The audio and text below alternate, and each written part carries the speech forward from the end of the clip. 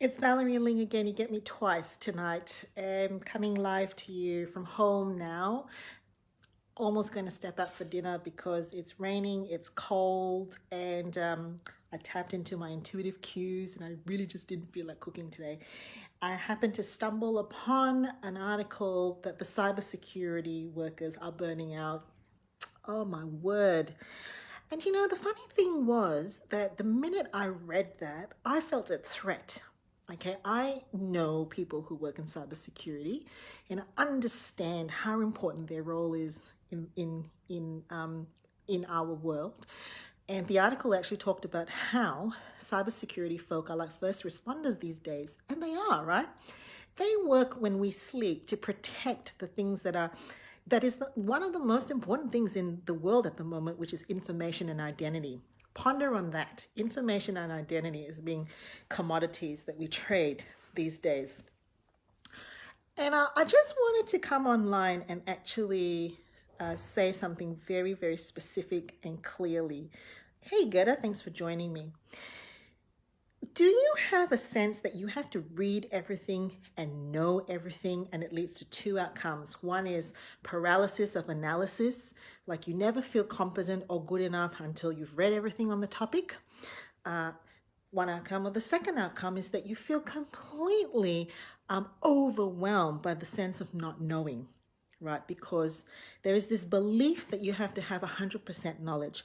Well, I want you to cast back, for those of you who are old enough, to the time when there was no internet and you had to find out about a topic. Maybe you were having an assignment. What did you do? My parents bought me an Encyclopedia Britannica, and by the next year it'd be outdated, right? So we had books that we went to. We had to physically look for them, then we had to read them, then we had to digest the information. You probably had to go and ask people.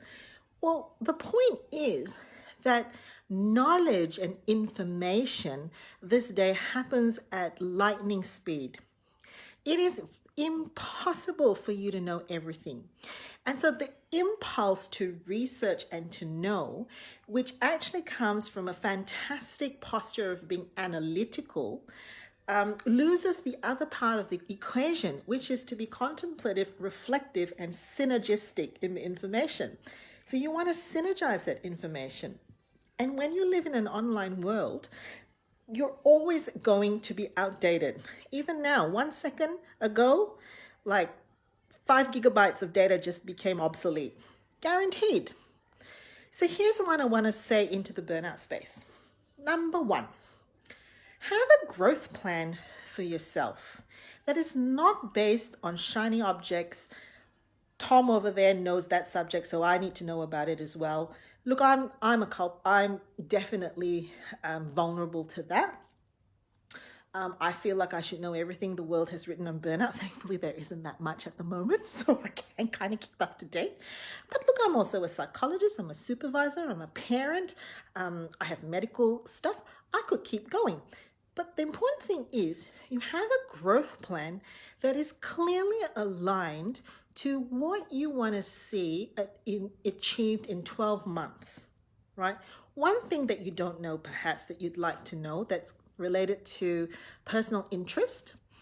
2 or 3 things that you have identified in terms of skill gaps that you think, yeah, I'd like to develop that. And maybe one thing for growth and interest and stimulation, and try to make that something outside of your work. Yeah? Make that about an interest. So have a growth plan for yourself, number one. Number two, remember that it is about collective wisdom. You're not going to always know everything, but you can ask. You can refer to others. You can absorb and work with others and rely on other people's strengths and skills and expertise, and not have the script of saying, I should know, I should be like them. Well, you can't. it's like a jigsaw puzzle. We fit together and we help one another and we contribute to knowledge together. That's what I love about being a part of a group private practice.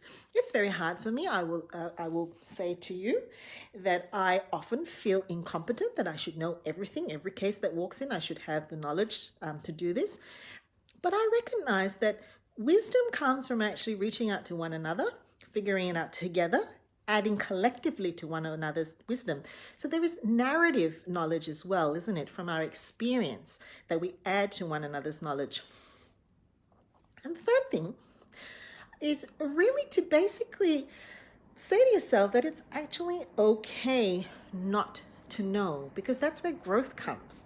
And if you want to grow in 12 months and that's it, you can try.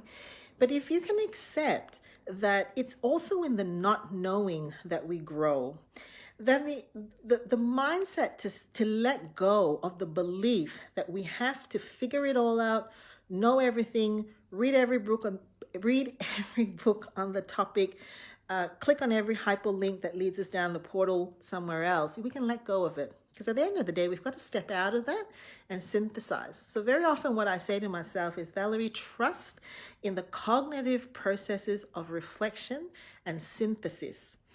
If you give yourself space to absorb that information, to walk away, to stew on it, allow the filing process in your brain to go through short-term memory, long-term memory, procedural memory, semantic memory. Yes, there are all kinds of different memories. When you need the information, it will come to you. If it doesn't come naturally, you will know where to go and look and who to ask. All right? Please, do not burn yourself out in the brain with the belief that you have to know everything. It's time for me to go.